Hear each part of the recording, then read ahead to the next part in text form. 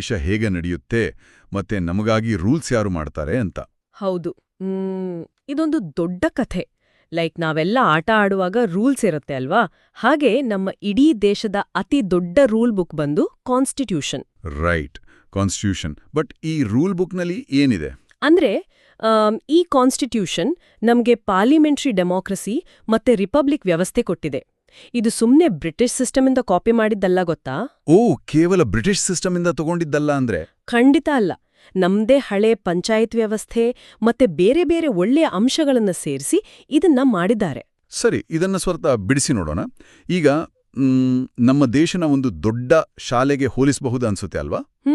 ಒಳ್ಳೆ ಉದಾಹರಣೆ. ಶಾಲೆ ಅಂದ ತಕ್ಷಣ ಬೇಗ ಅರ್ಥ ಆಗುತ್ತೆ. ಈ ಶಾಲೆಯಲ್ಲಿ ಸೆಂಟ್ರಲ್ ಗವರ್ಮೆಂಟ್ ಬಂದು ಪ್ರಿನ್ಸಿಪಲ್ ತರ, ಅಂದ್ರೆ ಇಡೀ ಶಾಲೆನ ಅವರು ನೋಡ್ಕೊಳ್ತಾರೆ. ಮತ್ತೆ ಸ್ಟೇಟ್ ಗವರ್ಮೆಂಟ್ ಬಂದು ಕ್ಲಾಸ್ ಟೀಚರ್ ತರ, ಅಂದ್ರೆ ತಮ್ಮ ಕ್ಲಾಸ್ ಮಾತ್ರ ನೋಡ್ಕೊಳ್ತಾರೆ. ಕರೆಕ್ಟ್. ಇದನ್ನೇ ನಾವು ಫೆಡರಲಿಸಂ ಅಂತ ಕರೆಯೋದು. ಅಧಿಕಾರನ ಹಂಚ್ಕೊಳ್ಳೋದು. ಫೆಡರಲಿಸಂ ಇದು ನಿಜಕ್ಕೂ ತುಂಬಾ ಆಸಕ್ತಿದಾಯಕವಾಗಿದೆ. ಯಾಕಂದ್ರೆ ನಮ್ಮ ದೇಶ ತುಂಬಾ ದೊಡ್ಡದಿದೆ ಅಲ್ವಾ? ಹೌದು. ದೊಡ್ಡ ದೇಶದಲ್ಲಿ ಪ್ರತಿಯೊಬ್ಬರಿಗೂ ಗಮನ ಸಿಗ್ಬೇಕು. ಫೆಡರಲಿಸಂ ಇಂದ ಅದು ಸಾಧ್ಯ. ಬಟ್ ಈ ಕ್ಲಾಸ್ ಟೀಚರ್ ಮತ್ತೆ ಪ್ರಿನ್ಸಿಪಲ್ನ ಯಾರು ಆರಿಸ್ತಾರೆ ಅನ್ನೋದು ಮುಖ್ಯ. ಅದೇ ತಾನೇ ಪ್ರಶ್ನೆ. ಇವ್ರನ್ನ ಹೇಗೆ ಸೆಲೆಕ್ಟ್ ಮಾಡ್ತಾರೆ? ದೊಡ್ಡವರು ವೋಟ್ ಮಾಡಿ ಆರಿಸ್ತಾರೆ. ಇದಕ್ಕೆ ಯೂನಿವರ್ಸಲ್ ಅಡಲ್ಟ್ ಫ್ರಾಂಚೈಸ್ ಅಂತಾರೆ. ಅಂದ್ರೆ ವಯಸ್ಸಿಗೆ ಬಂದ ಎಲ್ಲರಿಗೂ ಸಮಾನ ವೋಟಿಂಗ್ ಹಕ್ಕಿರುತ್ತೆ. ಓಕೆ, ವೋಟ್ ಹಾಕಿ ನಾಯಕರನ್ನ ಆರಿಸಿದ್ಲಿ. ಆಮೇಲೆ ಈ ಆರಿಸಿನ ನಾಯಕರು ಎಲ್ಲಿಗೆ ಹೋಗ್ತಾರೆ? ಅವರು ಪಾರ್ಲಿಮೆಂಟ್ ಅನ್ನೋ ಒಂದು ದೊಡ್ಡ ಹಡಗನ್ನ ನಡ್ಸೋಕ್ ಹೋಗ್ತಾರೆ. ಒಂದು ದೊಡ್ಡ ಹಡಗು ಅಂದ್ರೆ ಅದನ್ನ ನಡ್ಸೋಕೆ ಇಡೀ ಟೀಮ್ ಬೇಕಾಗತ್ತೆ ಅಲ್ವಾ? ಖಂಡಿತ. ಪಾರ್ಲಿಮೆಂಟ್ನಲ್ಲಿ ಮುಖ್ಯವಾಗಿ 3 ಭಾಗಗಳಿವೆ. ಇದನ್ನ ಬೈಕ್ಯಾಮರಲ್ ಸಿಸ್ಟಮ್ ಅಥವಾ 2 ಕೋಣೆಗಳ ವ್ಯವಸ್ಥೆ ಅಂತ ಕರೀತಾರೆ. 2 ಕೋಣೆಗಳು ಅಂದ್ರೆ ಯಾವ್ಯಾವುದು ಅಂತ ಹೇಳ್ತೀರಾ? ಒಂದು ಲೋಕಸಭಾ. ಇಲ್ಲಿ ನಾವು ನೇರವಾಗಿ ಓಟ್ ಹಾಕಿ ಆರಿಸಿದ ನಾಯಕರಿರ್ತಾರೆ. ಇಲ್ಲಿ ಸ್ಪೀಕರ್ ಒಂಥರ ಟೀಚರ್ ತರ ಇರ್ತಾರೆ. ರೈಟ್, ಲೋಕಸಭಾ ಮತ್ತೆ ಅಲ್ಲಿ ಸ್ಪೀಕರ್ ಇರ್ತಾರೆ. ಇನ್ನೊಂದು ಕೋಣೆ ಬಂದು ರಾಜ್ಯಸಭಾ. ಇಲ್ಲಿ ನಾಯಕರು ಎಲೆಕ್ಟೋರಲ್ ಕಾಲೇಜ್ ಮೂಲಕ ಬರ್ತಾರೆ. ವೈಸ್ ಪ್ರೆಸಿಡೆಂಟ್ ಇದರ ಲೀಡರ್ ಆಗಿರ್ತಾರೆ. ಓಕೆ, ಸೊ ಲೋಕಸಭಾ ಮತ್ತೆ ರಾಜ್ಯಸಭಾ. ಇದು ಬಿಟ್ಟು 3ನೇ ಭಾಗ ಯಾವುದು? 3ನೇ ಭಾಗನೇ ನಮ್ಮ ಪ್ರೆಸಿಡೆಂಟ್. ಇವರ ಸಹಿ ಇಲ್ದೆ ಯಾವ ಕೆಲ್ಸನೂ ಆಗಲ್ಲ ಗೊತ್ತಾ? ಅಬ್ಬಾ, 3 ಮುಖ್ಯ ಭಾಗಗಳು.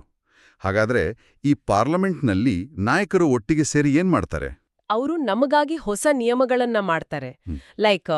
ಸ್ಕೂಟರ್ ಮೇಲೆ ಹೋದ್ರೆ ಹೆಲ್ಮೆಟ್ ಹಾಕ್ಬೇಕು, ಆ ಥರದ ರೂಲ್ಸ್. ಹೌದಾ?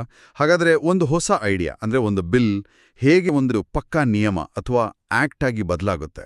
ಅದೊಂದು ದೊಡ್ಡ ಪ್ರಕ್ರಿಯೆ. ಮೊದಲು ಆ ಬಿಲ್ನ ಚಿಕ್ಕ ಚಿಕ್ಕ ಭಾಗಗಳನ್ನಾಗಿ ಮಾಡ್ತಾರೆ. ಇದನ್ನ ಕ್ಲಾಸ್ ಅಂತಾರೆ. Class, okay. ಆಮೇಲೆ ಇದ್ರಲ್ಲಿ ಏನಾದ್ರೂ ತಪ್ಪುಗಳಿದ್ಯಾ ಅಂತೆ ಸ್ಟ್ಯಾಂಡಿಂಗ್ ಕಮಿಟಿಯವರು ಪರೀಕ್ಷೆ ಮಾಡ್ತಾರೆ. ಅದೇ ಚೆಕಿಂಗ್ ಮಾಡ್ತಾರಲ್ವಾ? ಹೌದು. ಏನಾದ್ರೂ ಬದಲಾವಣೆ ಬೇಕು ಅನ್ಸಿದ್ರೆ ಅದಕ್ಕೆ ಅಮೆಂಡ್ಮೆಂಟ್ ಮಾಡ್ತಾರೆ.